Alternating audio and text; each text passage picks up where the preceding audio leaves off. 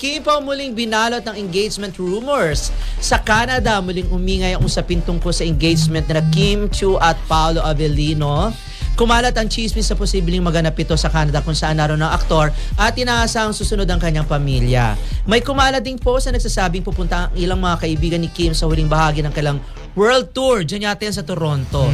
Dahil dito, lalong nag-usisa ang fans kung may espesyal na okasyon nga bang magaganap. Gayun pa man, nananatiling haka-hakang lahat dahil wala pang kumpirmasyon mula sa kampo ng dalawa.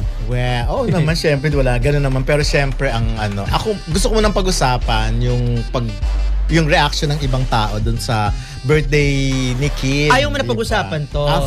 After, sige. Kasi parang kawawa naman si Paolo. Every time na lang may mga lumalabas na gano'n, siya yung binibira. Like for example, mukha daw hindi masaya. Parang kasi, di ba kasi si Paolo talaga ganun lang siya, oh. Ganon, oo. Pumapalakpak lang talaga siya. Yun siya basically. Mapangit naman kasi kung kung biglang magbago si Paolo na hindi naman niya personality. So anyway, ganun talaga pag sikat, lahat ng kilos mo pag-uusapan. Alam mo, the mere fact na nag-enjoy sa kanya si Kim, yes, at kinikilig si Kim sa kanya, ibig sabihin, swak na swak kay Kim ang personality ni Paolo. At hindi nyo alam kung anong mga nagaganap off-cam sa dalawang ito na hindi nyo nakikita. Baka ito naman si Paolo, pag sa kanilang dalawa ni Kim, energy kung energy siya, at saka napakalambing talaga ni Paolo. Ikaw ba naman lalaki na mahilig ka sa mga simpleng bagay, lalo sa mga letters? Yes. Yun, ibig sabihin napaka-romantic nitong si Paolo. Kaya nga si Kim, kapag tinititigan lang si Paolo, di ba? Yung nandoon na, umaapaw na talaga yung kilig kay Kimi. At wag yung, katulad nga sinasabi ni Don, wag yung hanapan kung ano man ang nakikita, na gusto nyo makita sa isang tao, or katulad niyan, gusto nyo makitang energetic palagi si Paolo, highs niyang palagi si Paolo. Hindi siya yon. Tanggapin nyo na ganito si Paolo, at ang importante ay nagkakaintindihan at nagkakaunawaan sila ni Kim. Naku, energetic naman to si Paolo, high strung naman to si Paolo, kung kani-kanino naman to nalilink, di ba? Yeah. At yung mga nababalita nagwawalwal at kung saan napupunta. Correct. At may hinaharot ng mga babae, and worse, may scandal. Di ba ang tsaka nun? Ang ganda-ganda na nga ng image si Paolo eh. At saka, wag niyong i-misinterpret yung iba yung nakasimangot sa hindi masyadong loud eh. Hindi siya nakasimangot. Kaya nga, yung kasi yung sinasabi ng iba, parang bakit ganyan si Paolo, hindi naman di masaya. Masaya siya, pero yun yung expression niya ng happiness, hindi siya yung magka-cartwheel o yung tatayo, sasayaw na sasayaw. Kasi may mga ganun, di ba? Yun yata ina-expect nila yung mga magsasayaw-sayaw ng ganyan. Si Paolo talaga happy birthday niya talaga. Happy birthday to you. Tama. Pero ang cute-cute pa rin. Ngayon yung engagement, pag-usapan natin. May plano na bang, tignan natin, aalis ba sila Bella Padilla, yung mga kaibigan niya? Ako si Bella nagka-taping, di ba? Si Angelica. Saan ang galing yung mga chika na yun? Oo nga, ang dami talagang dilulu. Ako, eto yata yung may pinakamarami talagang issue ng engagement tsaka ng kinasal. Mula pa noong nag-Canada sila, di ba? Nung sumusaw sila, isa sila sa mga artist ng Sunday noontime show ng Ignacia. Doon pa lang sinasabi na nila na engaged at kinasal na yung engaged yung dalawa kasi nandoon nga si JP. Correct. Tapos nagpunta naman ng France, ang taga daw nila sa France, di ba? Baka nga doon nagpropose si Paolo doon. At sinasabi nga ito nga sa Canada, bawat na lang lugar na puntahan itong dalawang ito para Uy, pero kung tutusin, bet ko naman yung pinag-uusapan nila. Di ba? Wish naman ng marami na sana nga mangyari yung ganyan. But at least, di ba? Pero syempre, wag masyadong madidisappoint. For example, kung hindi naman ganun talaga yon. Kaya lang, minsan talaga, over din yung pagkadilulu. Ako hindi ko naman inaalis sa inyo yung maging dilulu talaga. Kasi happiness nyo yan eh. For example, yung mga naglalabasang picture na nakaakbay, magkayakap yung dalawa, parang obvious naman na edited. Buti na lang talaga may mga experts sa... Kasi sabi nga ni Carlos Miguel, marami kasing mga senior citizen ang naniniwala doon. Baka mamaya, di ba, na masyado na silang nag-iiba na yung takbo ng isip nila. So, tama yun, lagyan ng edited kung edited talaga yung photos. Ayun. At hayaan nyo lang sila itong dalawang ito. Yun ang pangunahan. Darating din naman ang sandali or moment na sa kanila mismo manggagaling yung issue na yan. Or, may lalabas talaga na resibo kung hindi man galing sa kanila. Napakaliit lang ng mundo ng showbiz at napakarami Napakalawak ng Pinoy community abroad. Kung meron mang nangyaring engagement, may nangyaring secret marriage, lalabas at lalabas din ito. At marami pa, naniniwala kasi ako na marami pang dapat na i-achieve itong dalawang ito. Hindi lang bilang magka-love team, kundi bilang mga individual na artista na nais naman nilang ma-recognize pa bilang mga mahusay na artist ng Philippine industry. Pero sabi naman, pwede nilang ma-achieve yun individually na sila pa rin, na pwede namang kasal sila. Or pwede naman ganon. Kaya lang syempre, baka marami pa kasing projects si Kim eh. At saka meron minsan kasi, pag nagpunta ka na sa ganyang position, mag-iiba yung priority. Lalo na si Paolo, parang feeling ko ang klase ng asawa, ang klase ng asawa na si Paolo ay gusto niya yung kanyang asawa hindi naman 24/7 nasa piling niya or nasa bahay lang. Parang most of the time dapat magkasama sila. Kasi ngayon nga 'di ba, may mga issue nga dati pa na itong ngang si Paolo hatid sundo kay Kim. 'Di ba? At minsan nga daw dahil pareho silang nag-workout pala. May mga ganun sila na hindi nga natin sila nakita nagdi-dinner sa labas eh. May mga ganun. And hayaan yung i-enjoy nila ang kanilang pagmamahalan ngayon. Maraming netizens ang natutuwa at naaliw sa tambalan ni Kim Chiu at Paulo Avellino dahil sa sobrang lakas ng chemistry nila. Kaya maraming Delulu fans ang umaasa na mauwi ito sa totoong relasyon o engagement.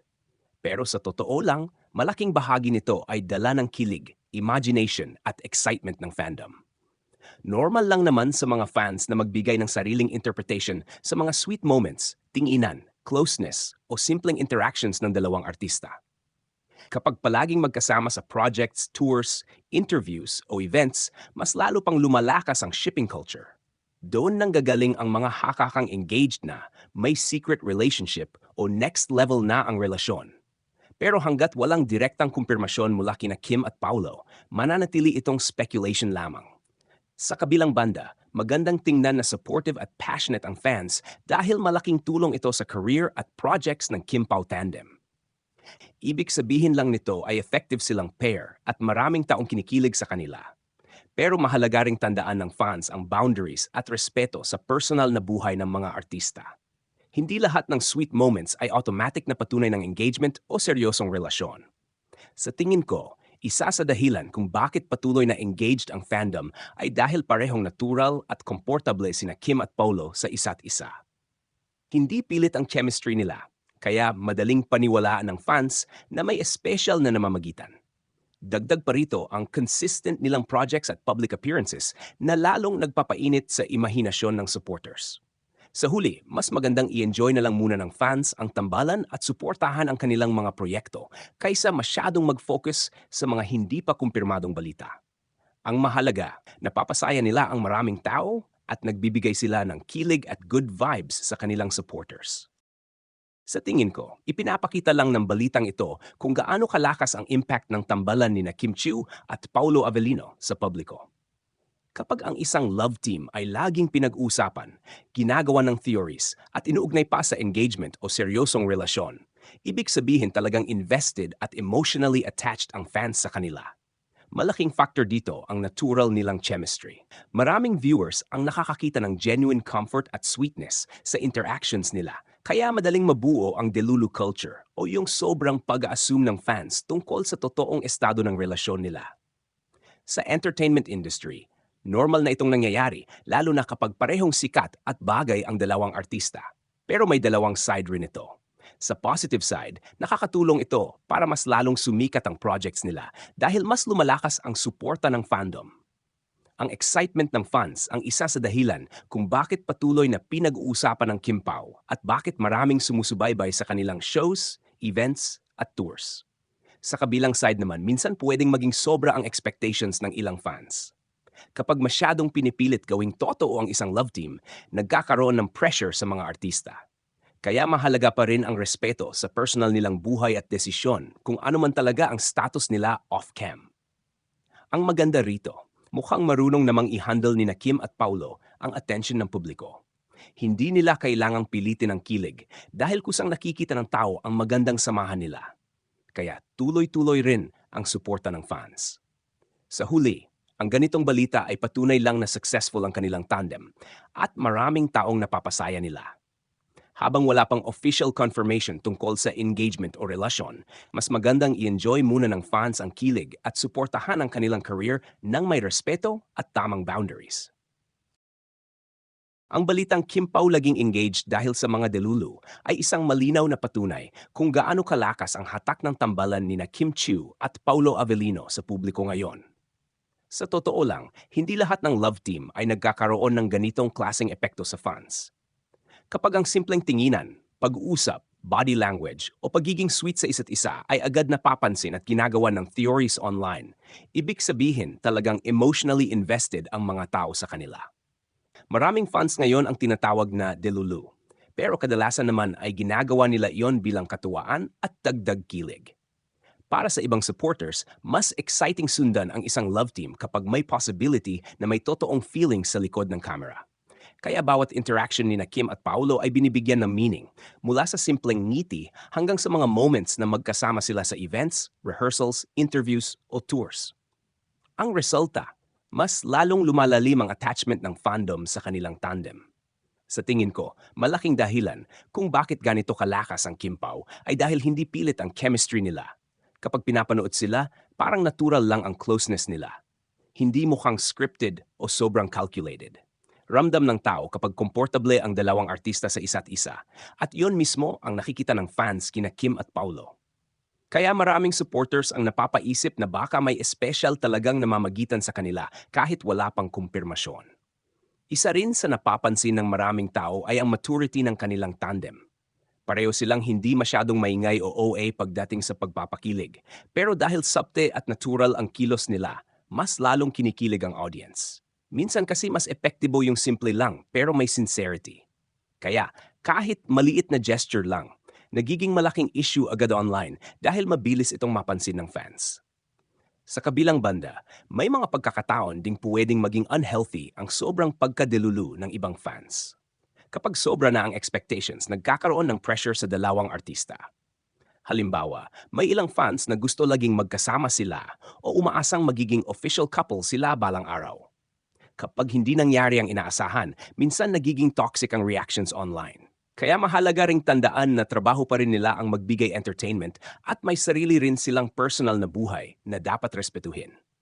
Pero kung titingnan sa mas positibong paraan, malaking achievement para kina Kim at Paulo na magkaroon ng fandom na sobrang passionate. Hindi madaling makabuo ng tambalang tunay na kinagiliwan ng publiko. Sa industriya ngayon na mabilis magbago ang trends, malaking bagay na consistent pa ring pinag-uusapan ang Kim Pao.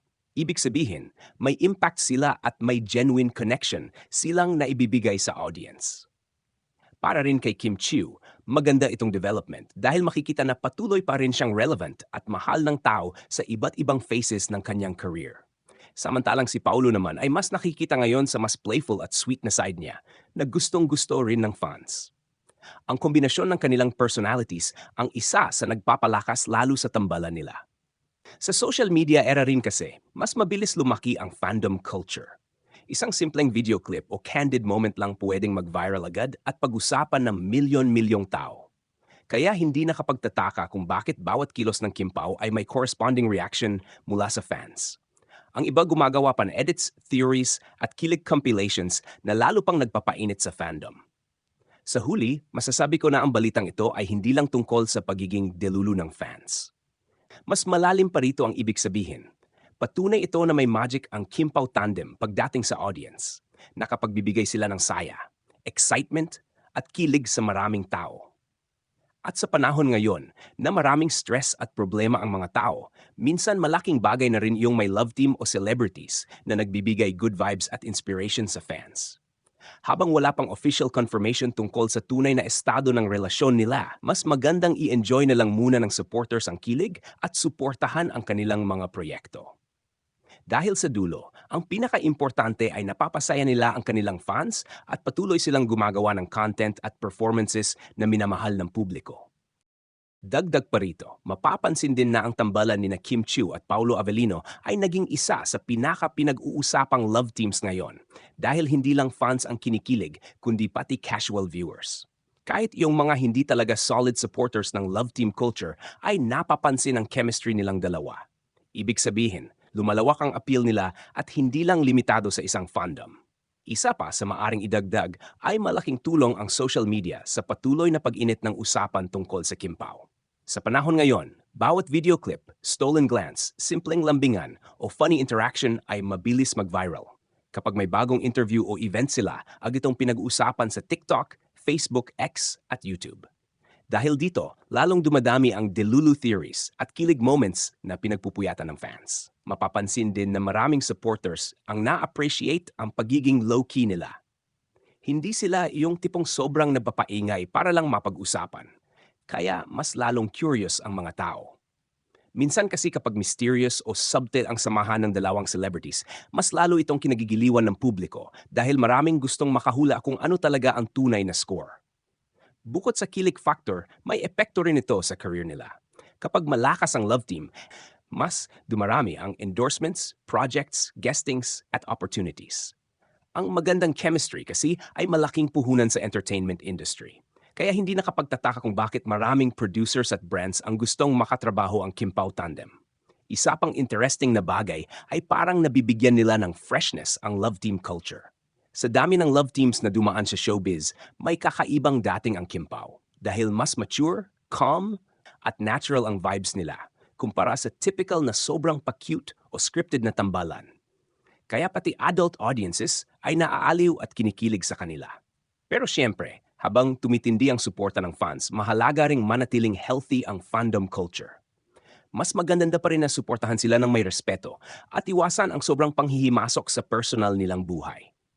Ang tunay na suporta ay hindi lang puro assumptions, kundi appreciation din sa hard work, talent, at effort nila bilang entertainers. Sa kabuuan, ang balitang ito ay nagpapakita kung gaano kalakas ang influence ng Kim Pao sa entertainment scene ngayon. Hindi lang ito simpleng love team hype, isa itong patunay na may genuine connection silang naipaparamdam sa audience, kaya patuloy silang pinag-uusapan at sinusubaybayan ng maraming tao.